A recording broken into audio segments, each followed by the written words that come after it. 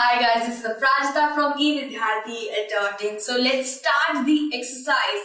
Question answers of chapter number 2 from trade to territory. So जल्दी से हम लोग क्वेश्चन आंसर्स करते हैं. बड़े इजी क्वेश्चन आंसर्स है. पहला है मैच द फॉलोइंग. बहुत दिलचस्प लगते हैं मुझे ये. सो दीवानी, ठीक है. दीवानी कौन होते थे? दीवानी होते थे रेजिडेंट एजेंट्स, यानी कि ब्रिटिश जो ईस्ट इंडिया कंपनी थी ना, उन लोगों ने कुछ एजेंट्स को अपॉइंट किया था कलेक्ट करने के लिए लैंड रेवेन्यू. सो इसका आंसर आपको यहाँ नहीं दिख रहा है क्या? यस, मुझे तो दिख गया. Right to collect land revenue. So इसका क्या होगा? Right to collect land revenue इसका आंसर होगा. Next is tiger of Mysore. अब भैया टाइगर ऑफ मैसूर किसको कहा जाता था? जरा सोचिए. वो थे हमारे टीपू सुल्तान. ठीक है, इसका आंसर देखते हैं. टीपू सुल्तान है हमारे टाइगर ऑफ मैसूर. उसके बाद आता है रानी चन्नम्मा. अब रानी चन्नम्मा कौन थी? रानी चन्नम्मा एक रानी थी. कहाँ की? किटूर में, कर्नाटका में. उन्होंने ब्रिटिशर्स के खिलाफ एक बैटल, एक मूवमेंट लड़ा था. तो इसका क्या होगा? Led on anti British movement in Kittur. So Rani Channamma जो थर्ड वाला है वो सीधा लास्ट वाले को मैच करेगा. ठीक है. सो फौजदारी अदालत. अब फौजदारी अदालत किसे कहा जाता था? क्रिमिनल कोर्ट को फौजदारी अदालत कहा जाता था और दीवानी कोर्ट को कहा जाता था सिविल कोर्ट. ठीक है. सो फौजदारी अदालत होगा क्रिमिनल कोर्ट. इसका आंसर बिल्कुल करेक्ट बताया है मैंने. नेक्स्ट है सिपाही. सिपाही नॉर्मल से लिखा हुआ सिपॉय. सिपाही था Hindi term, Indian term, and sepoy था बिगड़ा हुआ टर्म इंग्लिश. ये जो ईस्ट इंडियन कंपनी था ना, ये बोल नहीं पाते थे तो इसलिए इसने ना सिपॉय कर दिया. तो बिगड़ा हुआ टर्म समझ लीजिए, सिपॉय होगा इसका आंसर. नेक्स्ट क्वेश्चन पे चलते हैं. Fill in the blanks. भाई ये मुझे बड़ा इंटरेस्टिंग लगता है. मैं क्या बताऊं? The British conquest of Bengal began with this battle of. Bengal में कौन सा भाई ब्रिटिश और बंगाल में कौन सा ऐसा बैटल हुआ था? Battle of Plassey. Battle of Plassey. ठीक है. नेक्स्ट हम पढ़ते हैं Hyder Ali. Hyder Ali and Tipu Sultan were the ruler of. अभी जस्ट हमने पढ़ा टाइगर ऑफ मैसूर. सो इसका क्या होगा?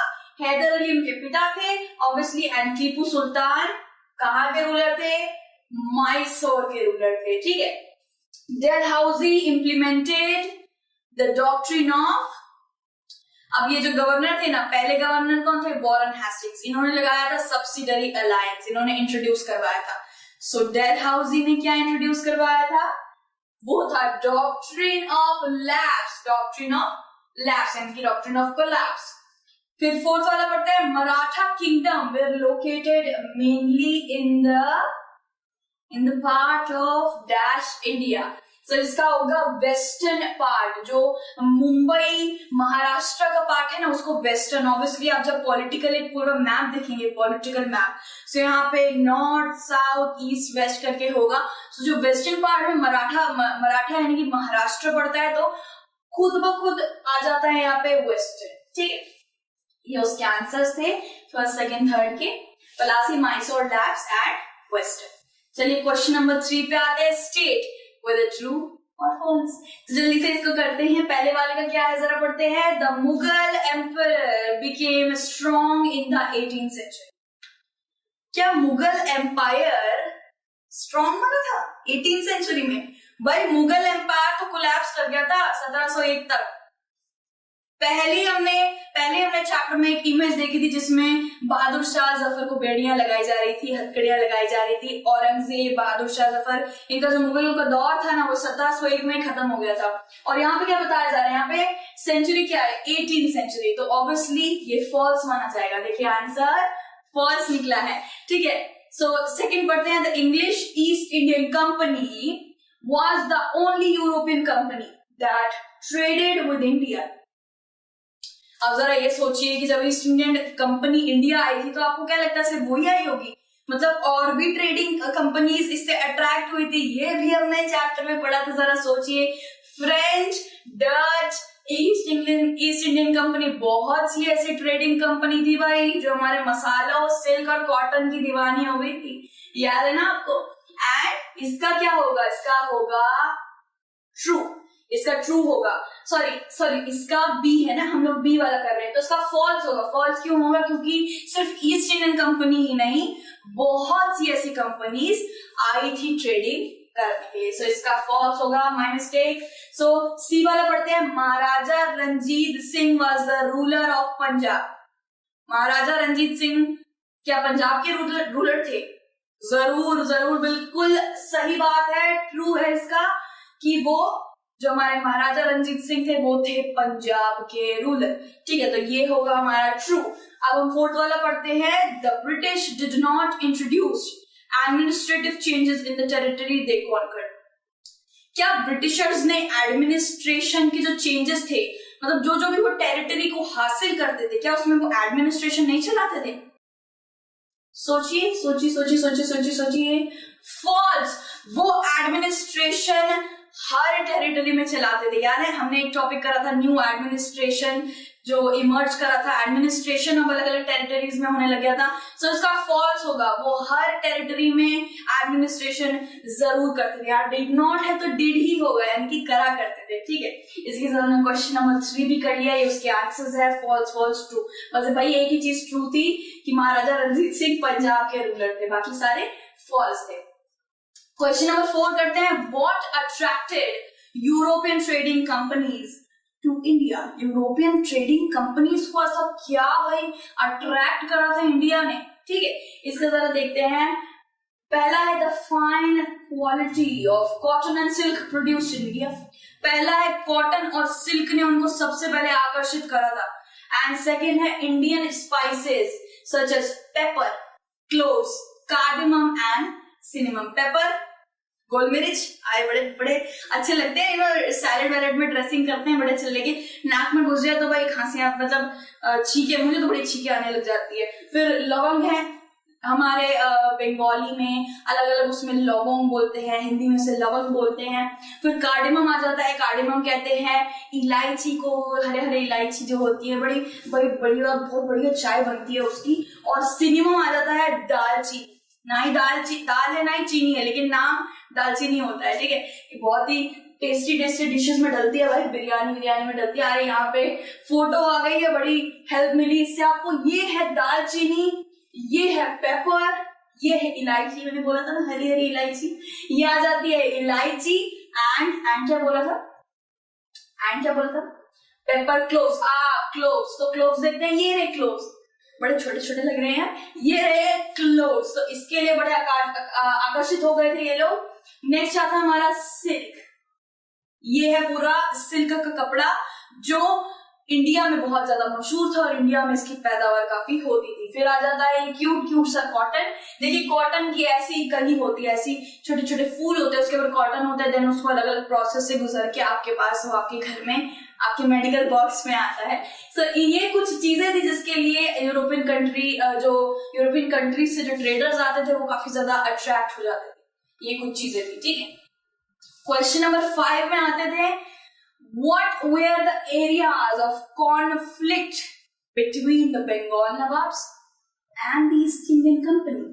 So भाई बंगाल के जो नवाब थे और ईस्ट इंडियन कंपनी जो था, उनके बीच में जो गर्मा गर्मी हो गई थी ना, मतलब जो झगड़ा लड़ाई का जो स्टार्ट हुआ था, वो चिंगारी लगी कैसे थी, अब वो देखते हैं। The Bengal nawab asserted their power and autonomy and refused to grant the company concession। अब आपको तो याद ही है, नवाब जो बंगाल के जो नवाब थे, उनकी इजाजत के बगैर ये लोग फोर्ट बना रहे थे, सेटलमेंट्स बना रहे थे, बहुत सारे लाइक कॉइन्स बना ले रहे थे बिना कुछ पूछे। ठीक है, नवाब भाई, नवाब ही वहां पे गवर्नमेंट चला रहे थे ना, आप लोग उनसे तो पूछेंगे ना। अगर मेरे को कोई एक अलग राज्य खड़ा करना हो तो मैं पहले प्रधानमंत्री से जाके भाई पूछूंगी, हमारे प्राइम मिनिस्टर से जाके पूछूंगी कि क्या मैं यहाँ राज्य बना सकती हूँ। आपको हर चीज के लिए जो परमिशन होती है वो लेनी होती है। अगर आप कहीं बाहर से आए होते हो, जो आप मतलब ये ईस्ट इंडियन कंपनी तो हमारी इंडिया की नहीं थी ना, कॉइन बना रही है, फोर्ट्स बना रहे हैं, सेटलमेंट बना रहे हैं, तो नवाबों को गुस्सा नहीं आएगा क्या? सो नवाबों ने क्या करा, उनको कंपनी मतलब कंसेशन जो होता है, नवाबों को रेवेन्यू नहीं दिया जा रहा था, जो ट्रेडिंग का रेवेन्यू था ब्रिटिशर्स वो भी नहीं दे रहे थे। साथ ही साथ क्या था, उनकी पावर को ललकारा जा रहा था भाई।